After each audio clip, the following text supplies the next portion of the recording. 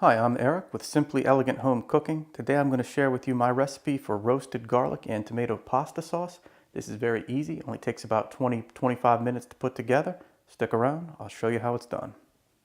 This recipe uses San Marzano tomatoes, and when you go shopping for them, make sure that you buy ones that say D.O.P certified right on the label.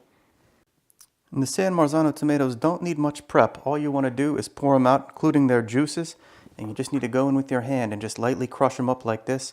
You don't want to pulverize them and get a totally homogeneous consistency, but you want to crush them up until they're pretty finely crushed. And that's how you want the consistency to look once you're done crushing them with your hand. The other main ingredient to this dish is roasted garlic. I have 2 whole bulbs that I've roasted up. Now this is very easy. All you need to do is coat the garlic in a little bit of olive oil, salt and pepper, but I've put a link in the description. You can watch the whole process. I did a video on this a couple weeks ago.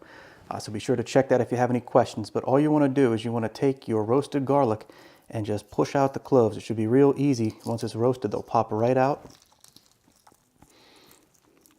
So you just want to repeat that process. Make sure you get any skins out of the way until you've pushed all the garlic out of all your cloves. And once you've removed all the individual garlic cloves, it should look a little something like this. So I know 2 whole heads of garlic seems like an awful lot, but it's not going to be overpowering. The roasting method that we use really makes the flavor a lot more mild. So what you want to do is you want to get your garlic all laid out like this and just go in there with a fork and mash it up like this. You want to just repeat this process until the whole pile of garlic has been turned into a paste. And once you've thoroughly mashed up all the garlic, it'll look like this. And next you want to take a small yellow onion and just dice it up fine till it looks about like this. So now that our ingredients are prepped, we can start building the sauce. I have a fry pan that I've been preheating on medium heat.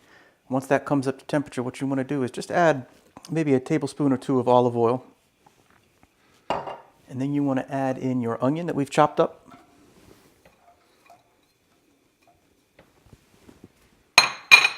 Going to add just a little bit of pepper and salt.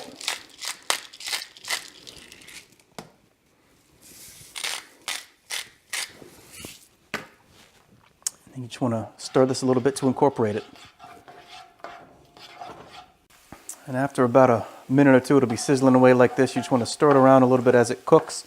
We're going to let this go for about 3 or 4 minutes. You don't want to brown these, you just want to soften them up. So when your onions look like this, you can add in the tomatoes. Just do it slowly so they don't splatter.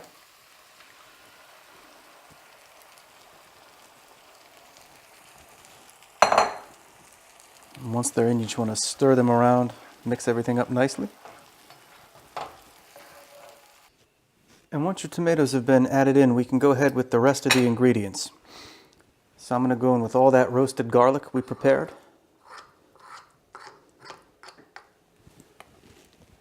I'm going to add a few splashes of red wine. I like to use Chianti, but any Italian red will work.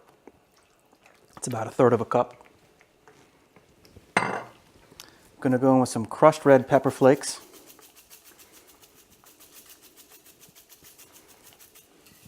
A little bit of dried oregano.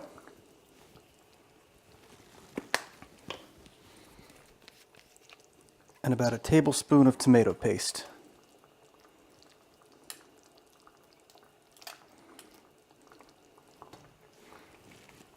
So once you've added everything together, you can turn the heat up to medium-high, and you just want to stir everything really good to incorporate. You want to break that garlic up. That is going to dissipate throughout the sauce as we cook it, but you want to break up any large chunks of it.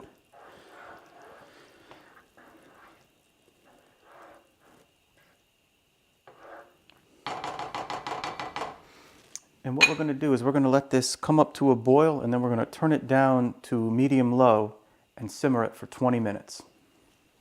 I should also note this is a good recipe for using a splatter shield like I'm doing. You want to leave this on when you're not stirring it. So at this point it's come up to a boil. So at this point I'm going to give it a little stir to calm that down.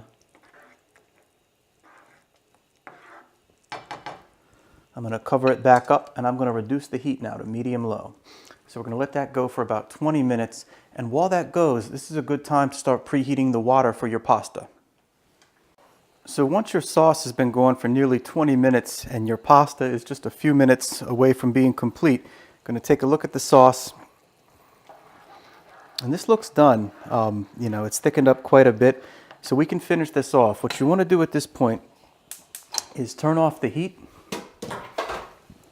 And what I'm going to do is I'm going to go in there with about a tablespoon of butter, and you just want to move that around as it melts.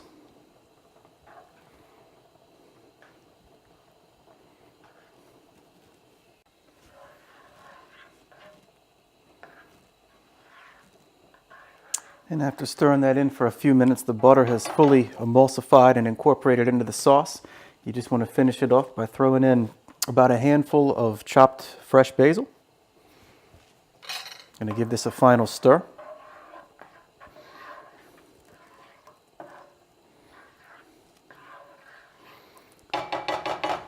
And the sauce is ready. In a few more moments, the pasta will be done and we can put this together. And the way I like to serve this up is to mix a very small amount of the sauce in first, like this, then hit it with a little bit of crushed red pepper on top, a little bit of salt, cracked pepper, and then just a little bit of the sauce on top. And that's ready to serve. So I hope you give this recipe a try.